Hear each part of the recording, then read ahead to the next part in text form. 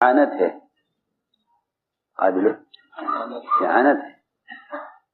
گڑھے میں گر جانے والا قابل ملامت نہیں ہے، گڑھے میں گر جانے والا قابل اعانت ہے. سنو، ہم کچھ کہنا چاہتے ہیں.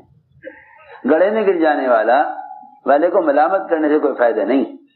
اس وقت اس کی مدد کی ضرورت ہے. اس وقت اس کی مدد کی، میری بات ادھر دیکھ کے سنو. اس وقت اس کی مدد کی ضرورت ہے. یہ آدمی گڑھے میں گر گیا ہے، اسے گڑھے سے کیسے نکالا جائے؟ ابو درداء رضی اللہ تعالیٰ عنہ ایک شخص کے پاس سے گزرے جس کو لوگ مار رہے تھے اور گالیاں دے رہے تھے. فرمایا کیا بات ہو گئی، اسے کیوں مار رہے ہو، کیوں برا کہہ رہے ہو؟ اس نے کہا کہ اس نے گناہ کیا ہے. اس نے گناہ کیا ہے. حضرت ابو درداء نے فرمایا کہ ٹھیک ہے، اس نے گناہ کیا ہے، لیکن تم اگر اپنے بھائی کو کسی گڑھے میں پڑا ہوا دیکھو گے تو کیا اس کو تم مارو گے یا اسے گڑھے سے نکالو گے؟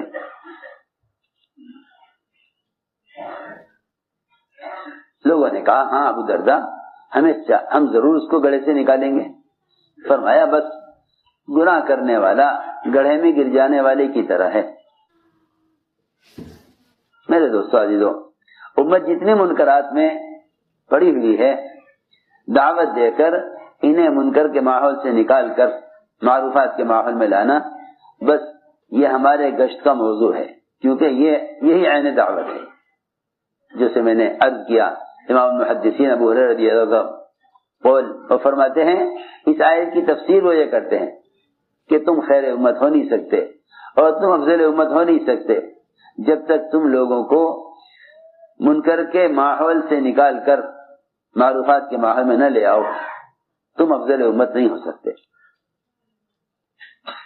میں نے عرض کیا کہ ہمارے یہاں تبلیغ میں گشت کے 3 موضوع ہیں. گشت کے 3 موضوع ہیں. امت کو ایمان کے حلقوں پر جمع کرنا، یہ ہمارے گشت کا موضوع ہے. تو صحابہ خود فرماتے ہیں، ان کا عمل بدلا رہا ہے کہ لوگوں سے ملاقاتیں کرتے تھے، ایمان کی تکمیل اور ایمان میں زیادتی کرنے کے لیے ہم سوچتے ہیں کہ آج تو گشت کا ارادہ نہیں ہے، آج تو گشت کا ارادہ ہی نہیں ہے. ایسا معلوم ہوتا ہے کہ شاید یوں کہہ رہا ہے کہ آج تو مجھے ایمان کی تکمیل کی ضرورت نہیں ہے. میں کچھ کہنا چاہتا ہوں، اگر ہم نے اس گشت کو تبلیغی تنظیم کا پروگرام سمجھا تو کبھی بھی ہمارے دل میں اس کی وہ اہمیت پیدا نہیں ہوگی جو اس کا حق ادا کرا دے.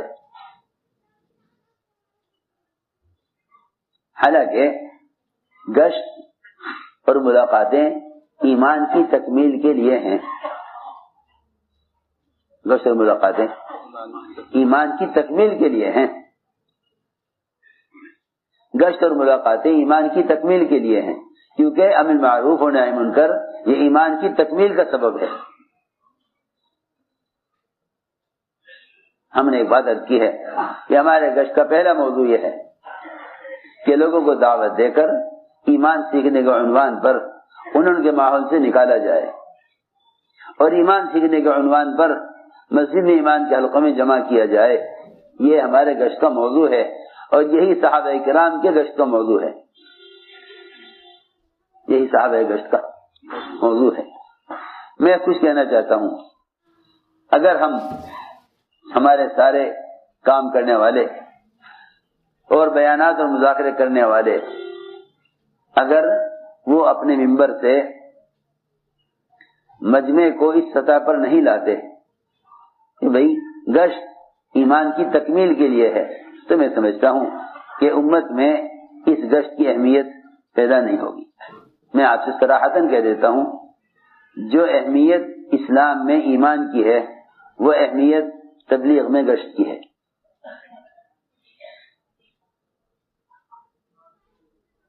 جو اہمیت اسلام میں ایمان کی ہے، جو اہمیت اسلام میں سن رہے تھے، جو اہمیت اسلام میں ایمان کی ہے، جو اہمیت اسلام میں ایمان کی ہے، وہ اہمیت تبلیغ میں گشت کی ہے. ہماری بات بہت توجہ چاہتی ہے.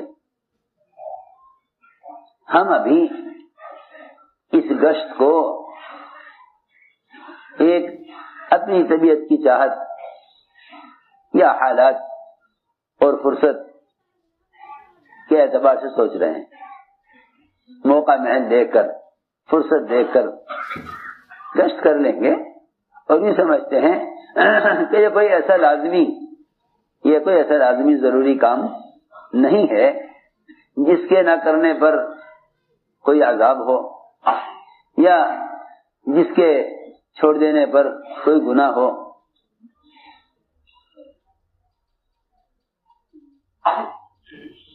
حالانکہ میں عرض کر چکا کہ جو درجہ ایمان کا ہے وہ اس درجے پر گشت کو لاؤ. جو درجہ ایمان کا ہے، جو اہمیت ایمان کی ہے، اس درجے پر گشت کو لاؤ. اس درجے پر گشت کو اس درجے پر لاؤ. کیوں؟ اس لیے کہ صحابہ کا گشت ایمان کی تکمیل کے لیے ہوا کرتا تھا. صحابہ کا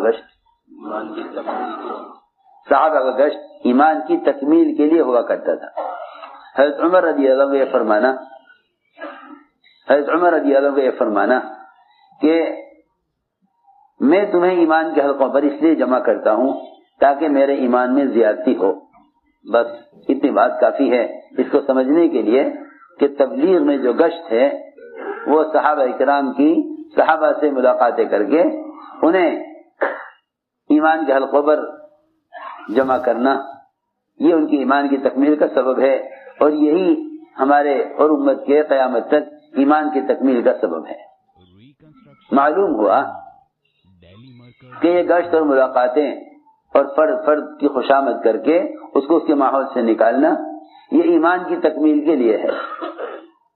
یہ تھا مطلب قرآن کی اس آیت کا کہ تمہارا ایمان میں کمال جب پیدا ہوگا جب تم بھلائی کا حکم کرو اور برائی سے روکو. میں یہ دیکھ رہا کہ امر معروف و نہی منکر یہ دونوں فریضے صحابہ کرام کے عملی محنت سے بھی ہٹ گئے.